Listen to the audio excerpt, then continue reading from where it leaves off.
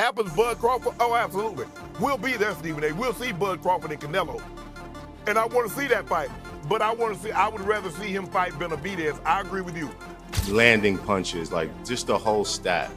Crawford is leading. And so I do think that it's a tough fight, but I would lean more towards Crawford simply of his, skill set. That power ain't gonna be able to sustain throughout the fight. Watch. Shannon Sharpe pulled no punches as he issued a strong warning to Canelo Álvarez about the danger of facing Terence Crawford. Speaking live on air, Sharpe reminded viewers that although Crawford fights at 147 pounds, he has consistently sparred with bigger opponents and handled them with ease. He emphasized that Crawford's move up in weight only makes him more dangerous. His message to Canelo was clear: underestimate Crawford, and it could turn into a costly mistake. Great fighters, they're not going to give me my due because I'm going to have 3 or 4 losses. And that's what's happening. Guys won't fight anybody that the fans want to see, or a fighter that's deserving. You're absolutely right. David Benavidez deserved the fight Canelo, but Canelo doesn't want to fight him because he knows there's a greater chance of him losing versus Benavidez versus Bigger Charlo. And so that's what, now, am I going to go see, if it happens, Bud Crawford? Oh, absolutely. We'll be there, Stephen A. We'll see Bud Crawford and Canelo. And I want to see that fight. But I would rather see him fight Benavidez. I agree with you. Daniel Jacobs broke the matchup down with a technical lens. He acknowledged Canelo's power and experience but stressed that Crawford brings an advanced arsenal into the ring. Jacobs highlighted Crawford's adaptability, the ability to switch styles mid-fight, confuse opponents, and neutralize their strengths. He noted that while Canelo proved his toughness against heavy hitters like Gennady Golovkin, Crawford's speed, precision, and ring IQ present an entirely different type of challenge. For Jacobs, Crawford's superior skill set gives him the edge. For instance, when he fought the guy that he lost to just recently. Bivol, yeah. Shout out to Bivol.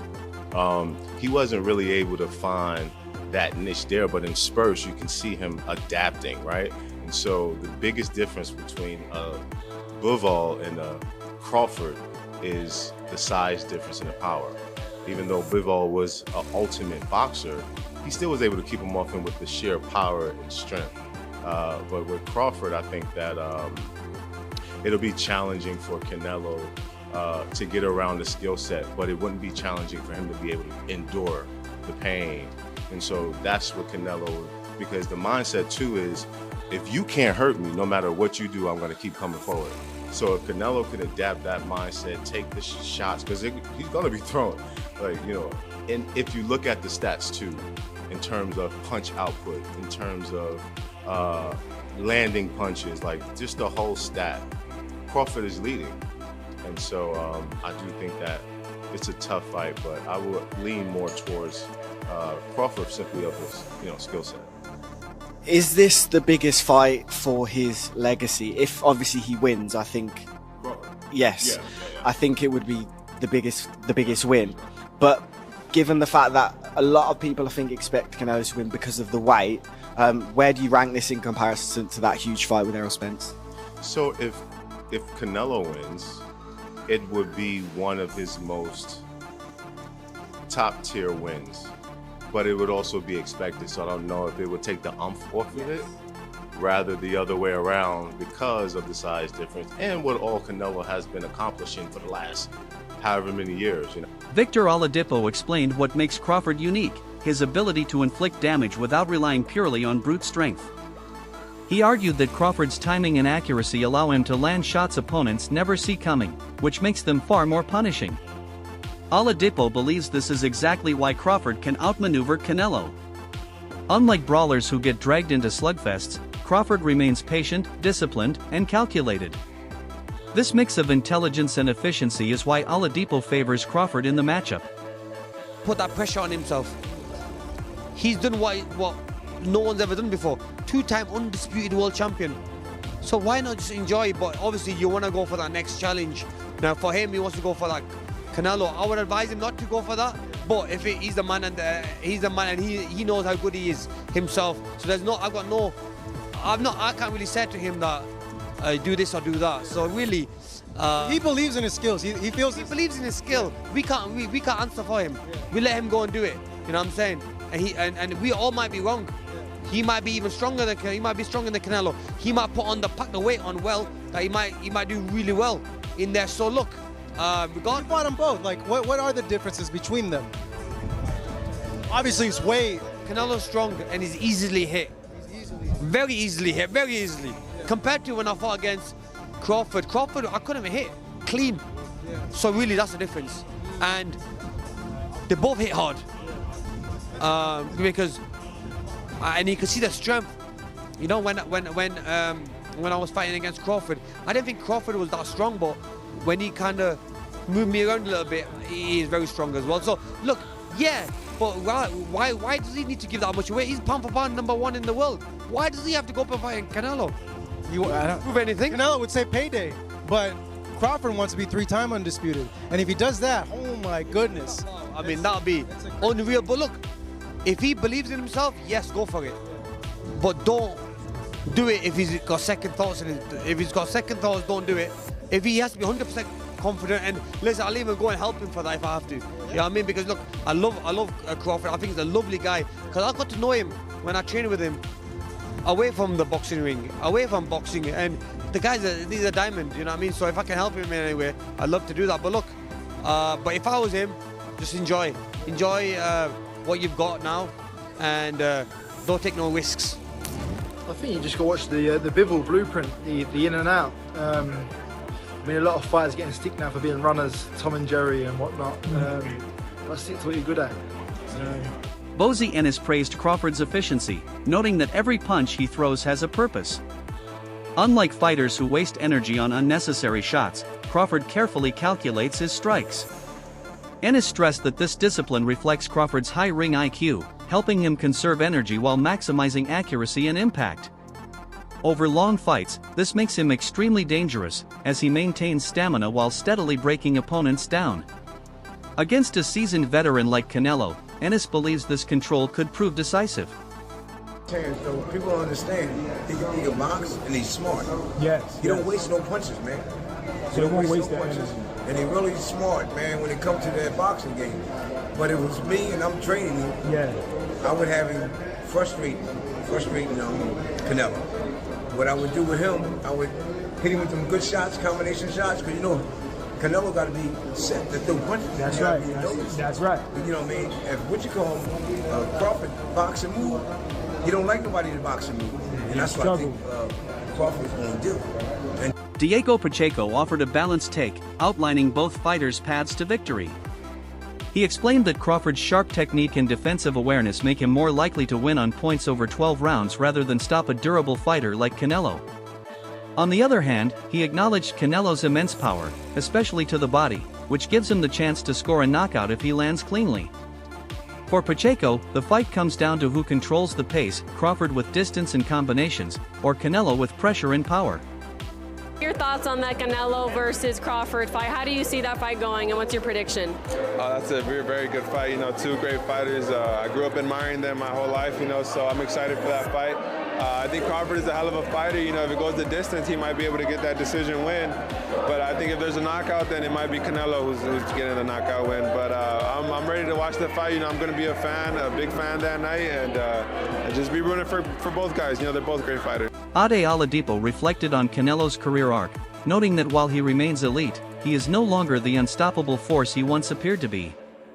Oladipo pointed to the 2018 rematch with Golovkin as peak Canelo, a night when his skill, strength, and confidence looked unmatched. But 7 years later, his performances, though strong, show signs of decline. He suggested that sparring with young fighters like Jaron Boots Ennis may be Canelo's attempt to recapture sharpness. The question Oladipo posed is whether this version of Canelo can truly handle Crawford at his peak. But he fought a very, very good Canelo. I don't think that Crawford is fighting the best Canelo anymore. Again, the Canelo I'm talking about, I mean, second Golovkin fight, I thought he was fucking incredible. That was... That feels like a long, long time ago. Second Golovkin fight was 2018. So I'm saying peak Canelo, although still very, very good people, peak Canelo for me was 6 years ago. It's a long time, or 5.5 years, that's a long time. In fact, exactly 15th of September. So it'll be to the day 5 years. Have I got them? What was I talking about? Sorry, almost 7 years ago. Jeez, that's a long time ago. Where some might say peak Crawford was Errol. So, shit, I didn't realize how long ago that was. And he's clearly not that same guy anymore. It clearly isn't. He's no longer fighting elite fighters. I mean, unless you're going to say William Skull was elite, Edgar Berlanga, no, Ngia, no, Jamel, no, John Ryder, no, the third Golovkin fight, no. So he's no longer fighting the best, but he still is very good, and he's still a top 168 pounder. And I think this is why people are saying it is a 50-50 fight now, because we can see the deterioration in Canelo. Like, say what you want about William Skull, Canelo looked poor in that fight as well. Everyone's like, oh, William Skull ran. Well, Canelo didn't cut off the exits. Canelo wasn't great himself. Canelo's punch output was horrendous. So we can clearly see the deterioration. That said, he is the naturally bigger guy. I just mentioned the fact that Crawford's put on size, but the naturally bigger guy in this weight class is Canelo. That has to count for something. Regis Prograis pushed back against the idea that Crawford's power will be a factor. He argued that Canelo has already absorbed shots from naturally bigger, heavy-handed champions without folding, proving he has one of the strongest chins in boxing. However, Prograis admitted that Crawford's tactical intelligence, movement, and adaptability give him a path to victory. For Prograis, Crawford cannot rely on power alone, he'll need superior skill and strategy to outbox Canelo. You know, I think that Crawford has the ability to outbox Canelo. You gotta look at it, and then Canelo's older.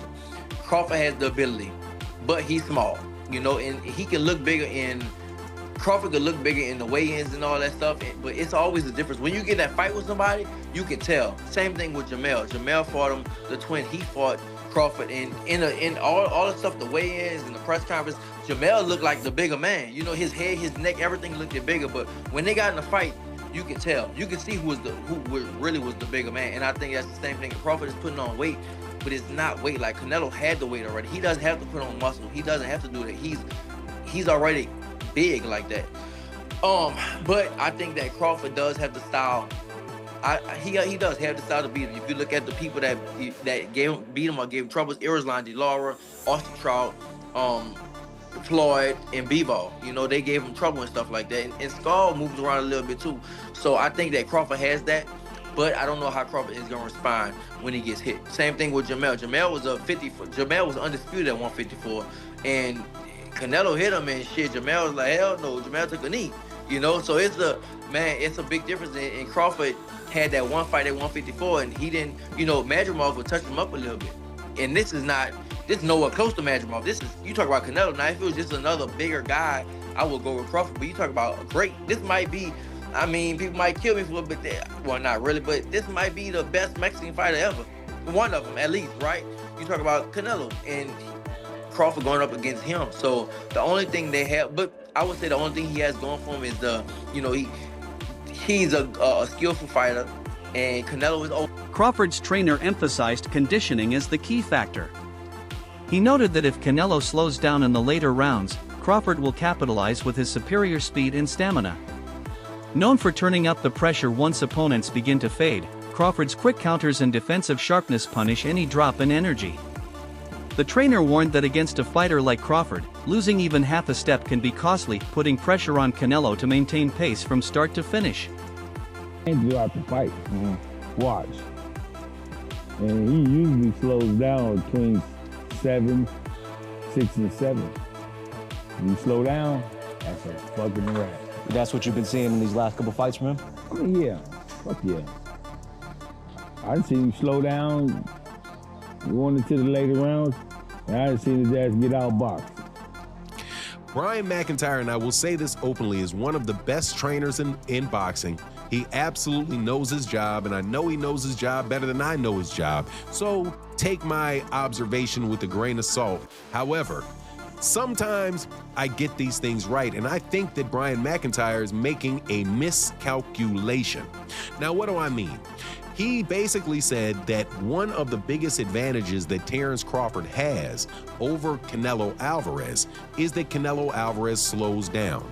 And that he says that after round 6, round 7, that Canelo Álvarez usually starts slowing down, and if he slows down against Terence Crawford, that is going to be a very, very huge mistake, and Terence Crawford is going to be able to take advantage of that. All right, first and foremost, let me say this. If it was the case that Terence Crawford was fighting Canelo Álvarez at 147 pounds, or even at 154 pounds, and Canelo Álvarez started slowing down, that definitely could be very, very big trouble against a guy like Terence Crawford, because Terence Crawford is an incredible counterpuncher, and if you show him any opening... Teddy Atlas gave one of the strongest endorsements of Crawford's chances. He described him as a complete fighter with the discipline, adaptability, and mental toughness to beat anyone, even while moving up in weight. Atlas suggested that years of fame and success have dulled Canelo's hunger, calling him overrated compared to Crawford. In his view, Canelo's recent decline only strengthens the case for Crawford's victory. Again, or you could agree again, it's up to you, whatever. But he's made so much money that the urgency's not there, the fire's not there. At least it wasn't there a week ago. At least I say that. It wasn't there a week ago. Maybe it'll be there now. Maybe he's the kind of guy that, and I get it, that at this point in their career, it has to be a big fight to get up. That Canelo can't get up for these fights. He couldn't get up for that fight. All right, if you want to go down that road, go ahead. But my road is still possible. That he got old, that he just doesn't have that fire no more. Oh my God, I'm gonna say this one. That maybe he's a little overrated. I listen, I know he's tremendous. He's tremendous. But could he be a tiny bit overrated?